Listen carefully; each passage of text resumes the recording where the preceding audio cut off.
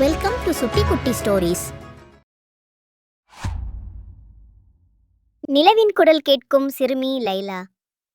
அமைதியான ஒரு நகரத்தில் சாதாரண வீதியில் லைலா என்ற சிறுமி வசித்தாள். வெளியால் எல்லாமே இயல்பாக இருந்தாலும் அவளிடம் ஒரு அபூர்வமான திறமை இருந்தது. அவள் நிலவின் குரலை கேட்க முடிந்தவள். ஒரு மாலை ஜன்னலால் ஒளிரும் வெண்மை சந்திர ஒளி தவிர வேறு எதுவும் இல்லை. அந்த வெளிச்சத்தில் லைலா வியப்புடன் மேலே பார்த்தாள். அப்பொழுதுதான் அவளது காதில் ஒரு மென்மையான குரல் விழுந்தது. யாராவது என்னை கேட்கிறார்களா? லைலா மெதுவாக கேட்டாள். ஆம் என்றது சந்திரன். நீ கேட்கும் இதயத்தை கொண்டவள். அந்த இரவுக்கு பிறகு ஒவ்வொரு பூரண சந்திரமும் லைலா ஜன்னலருகே சென்று செவிமடுத்தாள். சந்திரன் புது கதைகளை சொன்னது. விண்வெளி கதைகள் அல்ல, மனிதர்கள் பற்றியவை. ஜப்பானில் தாயின் நினைவாக சூரியகாந்தி செடிகளை நட்ட சிறுவனும், கென்யாவில் மணலில் உச்சியை காட்டி தம்பிகளுக்கு கற்றுக் கொடுக்கும் சிறுமியும், ஒரு பூங்காவில் பறவைகளுக்கு உணவளிக்கும் முதியவரும். ஏன் இதையெல்லாம் எனக்கு சொல்கிறாய் என லைலா கேட்டாள். கதைகள் நம்மை குணமாக்கும் என்ற சந்திரன். அவற்றை பகிர வேண்டியவள் தேவை.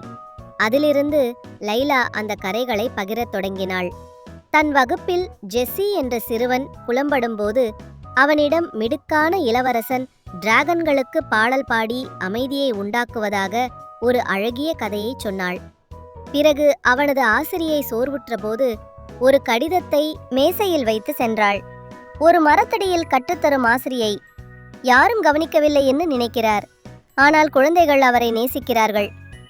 அவளது ஆசிரியரின் கண்களில் கண்ணீர் வந்தது, ஒரு மெல்லிய புன்னகையுடன்.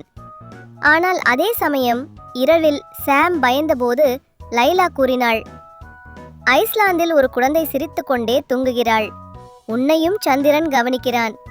கதைகள் பரவத் தொடங்கின. ஜெஸ்ஸி பிறருக்கு உதவினான். சாம் நண்பர்களுடன் புத்தகம் பகிர்ந்தான். ஆசிரியை கதைகள் அடங்கிய சுவர் ஒன்றை உருவாக்கினார். ஒரு நாள் லைலா கேட்டாள், இந்த கதைகள் எப்போதும் இருக்குமா? சந்திரன் மெதுவாக ஒளிர்ந்தது. யாராவது கேட்கும் வரை அவை தொடரும். பின் லைலா கதைகள் சொல்லும் சிறுமியாக இல்லாமல் கதையாகவே மாறினாள்.